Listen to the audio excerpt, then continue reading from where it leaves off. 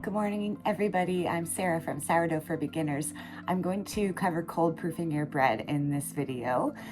So let's just assume you've already gone through the essential processes. You've mixed up the beginner bread recipe, you've stretched and folded, and you've bulk proofed your bread.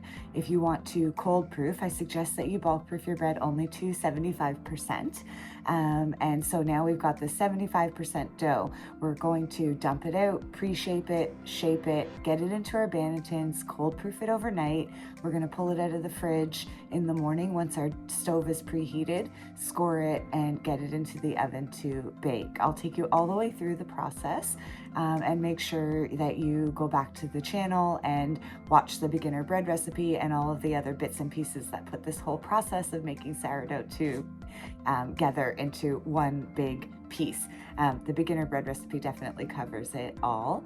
I would love it so much if you would like and subscribe and tell us down in the comments where you are in your sourdough journey, or ask any questions that you might have, because I actually come in and answer them personally. Talk to y'all soon and enjoy this video. Cold proofing happens after bulk proofing, and we pre-shape and shape our dough before we get it into the bannetons. The first step in getting ready to cold proof is to pre-shape your dough. Pre-shaping reduces some of the stickiness, traps some air into your dough, and starts to build tension. And these are all things that we're going to need for a really good oven spring once we go to bake. This happens right after bulk proofing. The next step is to put the final shape on our dough. With this first one, we'll do a batard shape. So we'll use a little bit of flour on our counter. We'll flip our pre-shaped dough over onto the counter. We will do a pamphlet fold and then roll the dough. What we're looking for is a longer oblong shape here. We're going to be very gentle not to squish any air out of the bread. We're actually trying to trap air into the bread and build tension. Tuck your ends in and get that dough into your banneton. Flip it into the banneton, and once it's in the banneton, you can actually do what's called sewing up the dough. So just pull that seam that you made originally and exit, like sew it up, just like what you're seeing here. That's just going to build even a little bit more tension. So the whole pre-shaping and shaping phase focuses on getting the bread ready to hold air so that when it goes into the oven, it springs. Here, I'm going to shape a round loaf. So very similar to the batard shape. I still start with a pamphlet, but now more than rolling, I'll actually just sort of gather the dough together into a circle, and then I'll use my hands and my counter to shape it nicely into a circular shape. And when I flip it into the banneton, I will still sew up the seam, but you can see it's just a little bit more round here. Cover your bannetons with a shower cap or a grocery bag and leave them in the fridge overnight, all the way up to 36 hours. When it's time to bake, I actually take my bread straight out of the fridge and don't let it come to room temperature at all. So I start preheating my oven long before I take the bread out. I bring it out of the fridge once the oven's preheated and everything's ready to go. And I tip the dough straight out of my bannetons onto floured parchment paper, and then I put a score on them.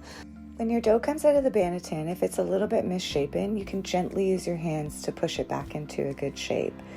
There are 3 types of scores in sourdough. There's the functional score, which actually allows steam to escape.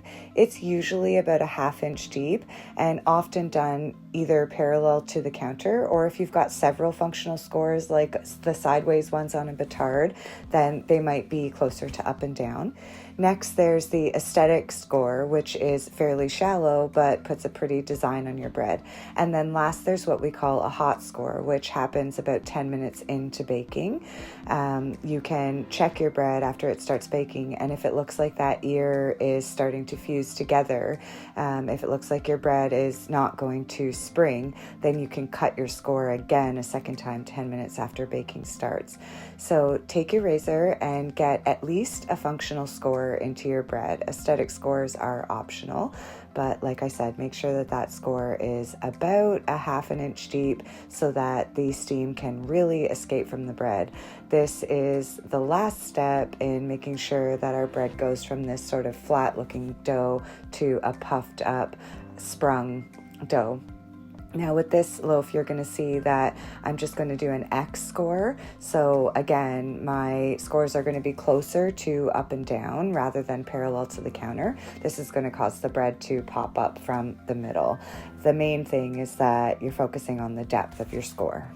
When you're ready to bake, just know that every oven is different and you have to find what's right for you. Just focus on getting your bread to an internal temperature of 205 degrees Fahrenheit and make sure that you're baking at least 450 degrees to get that oven spring that needs to happen with your bread. I put a little bit of tin foil underneath my parchment paper just to keep the bottom of my loaf soft, and I bake at 450 the entire time. 10 minutes into baking, I pull my bread out, and if it looks like my bread is not going to pop up, then I will recut those scores. In this case, they're looking great. I will keep the lid of my Dutch oven on for a total of 30 minutes. After 30 minutes, I will remove the lid and then cook the bread for another 25 minutes. At that point, I start checking temperature until the bread's at 205 degrees internal temperature.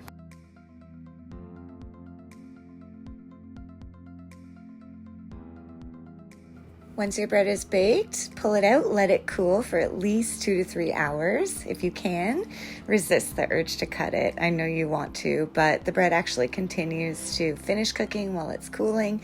So get it on a rack and let it sit. And then when it's time, you can cut into your beautiful loaves and see how your crumb looks. Let's check this one.